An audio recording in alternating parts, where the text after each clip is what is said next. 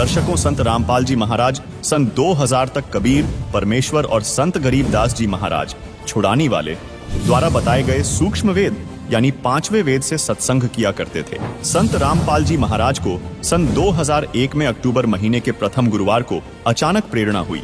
फिर संत रामपाल जी महाराज ने गीता, वेद, पुराण ये सर्व शास्त्र पढ़े। उसके बाद उनका निष्कर्ष निकालकर राजस्थान राज्य के जिला जोधपुर में पहला सत्संग सन 2001 में किया था। उसका कुछ अंश अब आपको सुनाते हैं, सुनिए वो अनमोल सतगुरु उपदेश।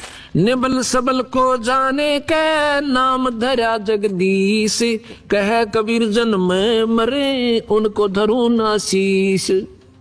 ये ब्रह्मा विष्णु महेश, ये तो जन्म मरने वाले भगवान हैं, इनको मैं नमस्कार भी ना करूं। ठीक है, इनकी जितनी शक्ति है इनका लाभ अवश्य लेंगे, पर ये हमारे पूज्य नहीं हो सकते और दुश्मन भी नहीं हो सकते, क्योंकि हम तो कीड़ी को भी दुख नहीं दे सकते, हम किसी की निंदा नहीं कर सकते। हम तो एक तुच्छ जीव जानकर अपने आप को यहाँ पर अपना, जैसे हम जो श्रोम नाम देते हैं, हम ये प्राथमिक पढ़ाई कराते हैं जिसमें ब्रह्मा विष्णु महेश, माता शेरावाली और अपने कबीर भगवान की एक सामूहिक भक्ति देते हैं। तो यहाँ असमंजस में पड़ जाते होगे आप लोग। कहते हैं कबीर साहब तो कहते हैं एक ही साधे सब सदे, सब साधे सब जाए। तो एक ही साधना तो नहीं बनी, 5-6 दे दिया आपने तो मंत्र हमें। यहाँ आपने सोचना होगा थोड़ा। जैसे जो पति भरता पति से राती आन पुरुष नहीं भावे, जैसे पति भरता होती है पत्नी, उसमें उस सामूहिक परिवार में जेठ भी होता है, जेठानी भी होती है, देवर भी होता है, देवरानी भी होती है, और अन्य ननंद भी होती है। उनका सबका आदर करती है, उनको प्यार से बोलती है, उनका जितना, जैसे जेठ को पति पिता के समान आदर देती है, देवर को अपने पुत्र के समान या भाई के समान आदर देती है, ननंद छोटी को अपनी पुत्री के समान आदर देती है, और बड़ी को अपनी बहन के समान आदर देती है।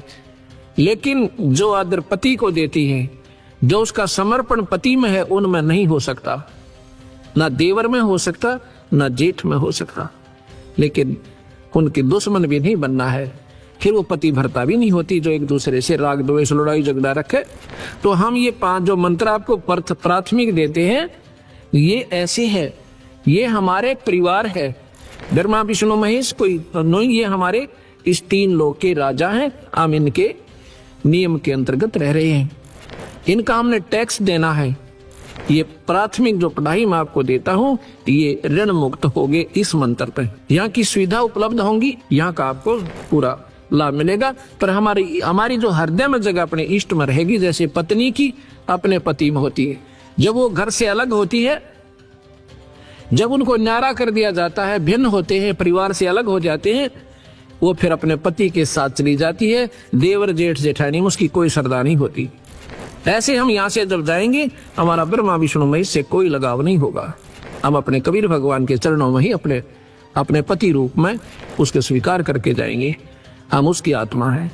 वैसे तो सारी आत्माएं ब्रह्मा विष्णु महेश भी उसी की है, पर ये काल के सरदार बन गए, इसलिए अड़ सरदार कोई बन जाओ, वो भगवान से दूर।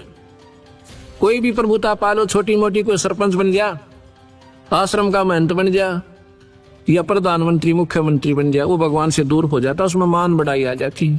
और यह जीव की सबसे बड़ी दुश्मन है, ये नहीं आनी चाहिए। भगवान का और मान का बिल्कुल खड़ा एक्सीडेंट है। अभिमान नहीं चाहिए हमने, ना मान चाहिए। हम तो नौकर हैं इस दाता के, आपके सेवक हैं सबके। हमारी ड्यूटी ये लादी, हम अपनी ड्यूटी ये कर रहे हैं। आपकी ड्यूटी है बर्तन साफ करने की, दरी बिछाने की। आप भी नौकर हो, हम भी सेवक हैं दाता के। अपने अपने कर्म बांट रखे, अभिमान नहीं चलेगा। अभिमान रावण का नहीं चला, जिसके पास सर्व संपन्नता थी, तो अभी अभिमान नहीं चला सके। अभिमान नहीं चलेगा, किसी का भी नहीं चलेगा, चाहे यहाँ पर अरबपति है, चाहे करोड़पति, चाहे कितना सिमन करता है, चाहे दान करता है। अगर अभिमान कर दिया, वो निष्फल है, उसका किया काया सब खत्म हो जाता है। आगे बताते हैं, आपकी बात बड़ी करते हैं सतगुरु, क्योंकि नादान लोग नहीं मानते कि कबीर साहब ने पुल बनवाया था। आपकी बात बड़ी कर देते हैं। आपने उनको भगवान क्यों माना? क्योंकि उन्होंने पुल बांध दिया समुद्र पे। तो यहाँ कहते हैं कबीर समुद्र पाट लंका गए, सीता को भरतारे, अगस्त ऋषि उसे पी गया, भाई इनमें कौन करता रे। आप इसी बात से भगवान की संज्ञा में लिया रामचंद्र जियों को कि उन्होंने पुल बांध दिया पर पानी पे, और अगस्त ऋषि इन 7 समुद्रों को एक ही घूंट में पी गए थे, फिर इनमें भगवान कौन हुआ। ये सोचने की बातें हैं। सतगुरु कहाँ बोल रहे हैं, ये हमने विचार करना पड़ेगा, और तब हम स्थिति हमारी मन की जो है नॉर्मल बनेगी, तब हम भक्ति करने के योग्य बनेंगे। अभी तो हम सुने सुनाए जिसने जैसा कह दिया, अपना अंधाधुंध लगे हुए, तो इससे कोई लाभ नहीं जुड़ा। आगे बताते हैं, गिरवर धारो कृष्ण जी, द्रोणागिरी हनुमंत। गोवर्धन तो उठाया भगवान कृष्ण ने, इसलिए उनको भगवान माना कि उन्होंने पहाड़ उठा दिया, और कहते हैं द्रोणागिरी हनुमंत, हनुमान जी ने द्रोणागिरी पहाड़ उठाया, और कहते हैं शेष नाग सारी सृष्टि उठा रहा, इनमें कौन भगवंत। अगर आप ये पहाड़ के ठाल लेने मात्र से उनको भगवान की संज्ञा में लेते हो, भगवान कृष्ण को, तो हनुमान जी ने पहाड़ उठाया द्रोणागिरी, उन्होंने गोवर्धन उठाया था। और तुम्हारे शास्त्र कहते हैं, नादान शास्त्र वो अल्पज्ञ लोग हैं जो कहते हैं कि शेष नाग के ऊपर सारी पृथ्वी धरी है, सारा ब्रह्मांड रखा है। गरीबदास जी महाराज जो कबीर साहब के ज्यों के त्यों मार्गदर्शक रहे हैं, कहते हैं, कूर्म ऊपर शेष है, शेष शीश पर धौल, दौल धरतरी ले रहा, या पड़ी ज्ञान की रोल। क्या बताते हैं ये अनजान लोग शास्त्रों वाले, कहते हैं नीचे एक कछुआ है, कछुआ कूरम, उसके ऊपर कहते हैं एक शेष नाग पर है, और शेष के सिर पे एक बैल खड़ा है, बैल के कहते हैं 1.5 सींग है। जब ये पृथ्वी में भूकंप आता था ना, कहते हैं वो अपने सींग को चेंज करता है बैल, और तब ये कंपन आती है, भूकंप आता है। उसका 1.5 सींग है, एक छोटा एक बड़ा बैल का, उस पे रखता है तो कहते भूकंप आता है। और ये सारी ऐसे पृथ्वी रोक रखी है, बंदी छोड़, कहते हैं ये तुम्हारी भूल भुलैया है, अल्प ज्ञान है आपका, ये सही बात नहीं है। कहते हैं गरीबदास जी, कूर्म किसके आसरे, वो कौन शरण है शेष, ये बटक बीज विस्तार है, कोई समझे ज्ञान नरेश। फिर कूर्म किस चीज पे है भाई, कूर्म से शुरू कर दिया तुमने कि कूर्म के ऊपर शेषनाग, शेषनाग के ऊपर एक बैल, बैल पर या सॉरी ब्रह्मांड रखा, वो कूर्म किस चीज पर टिका हुआ भाई, वो भी तो बता दो। अर्थात ये कोई ज्ञान ज्ञान नहीं तुम्हें, ये क्या है। सदगुरु आगे जवाब देते हैं, ये बटक बीज विस्तार है, कोई समझे ज्ञान नरेश, यानी पूर्ण ज्ञानी ही इसका आपको मार्गदर्शन कर सकता है, आपको बता सकता है वो क्या है। ये गलत भी नहीं है, शास्त्र पर समझने की कमी रही। धर्मदासियों ने पूछा, है सतगुरु क्या यह वेद और कतेब गलत है, झूठ है अक नहीं। वेद कतेब झूठे ना भाई, और नहीं समझे झूठे हैं भाई। जो इनको समझे नहीं वो झूठे, उनको सही ज्ञान नहीं था।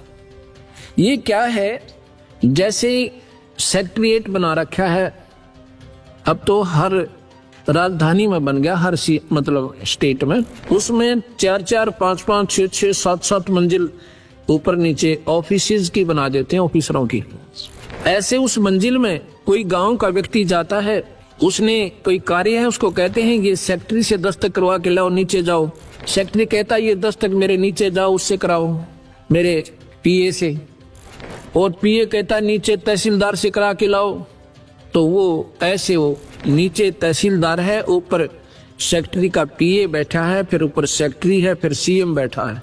गांव वाले पूछते हैं भाई कैसे है वहां पर अधिकारी लोग, वो बताता है, कहते हैं तहसीलदार के सिर पे पीए बैठा है, पीए के सिर पे जो है मंत्री, उसका सीएम बैठा है, और सेक्रेटरी बैठा है, सेक्रेटरी के ऊपर कहते हैं सिर पे सीएम बैठा है।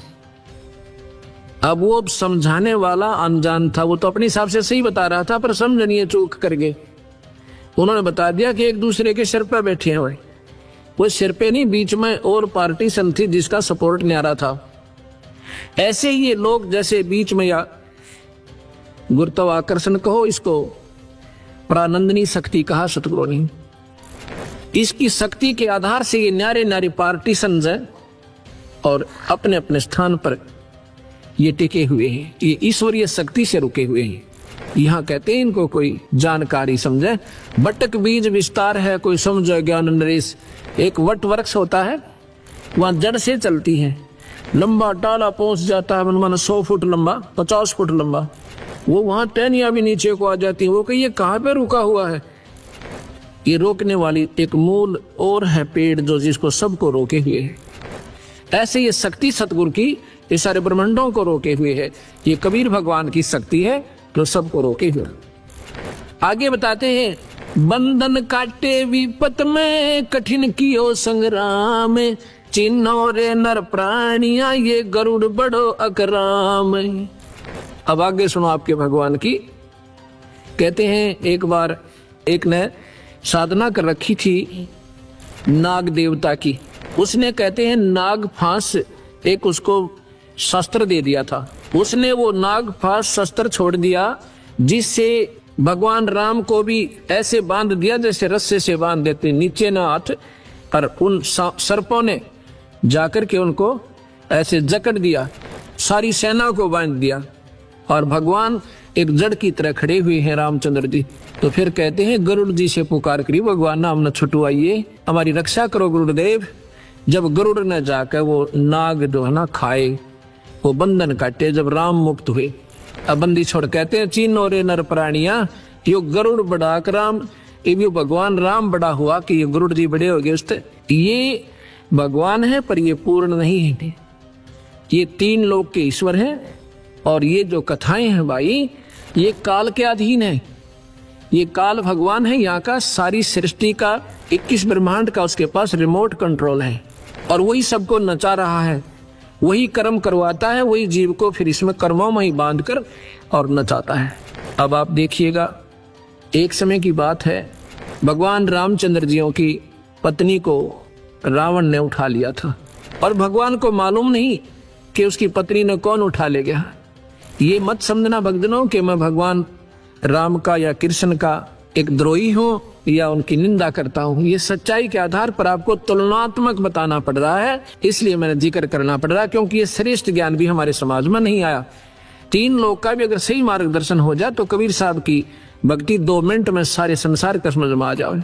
इसलिए हमने ये 0 से शुरू करनी पड़ रही है। इसलिए थोड़ा सा नए व्यक्तियों को ऐसा लगेगा कि महाराज जी शायद भगवानों के निंदक हैं। बिल्कुल नहीं। ज्यों की तो जो कह दी जा वह निंदा नहीं होती, उनके बारे में झूठ कपट मिलाना वो निंदा कहलाती है। भगवान राम को मालूम नहीं है कि सीता को कौन उठा ले गया। तो हम ये मन में प्रश्न आता था, किसी से पूछते थे जब हम कबीर पंथी नहीं थे।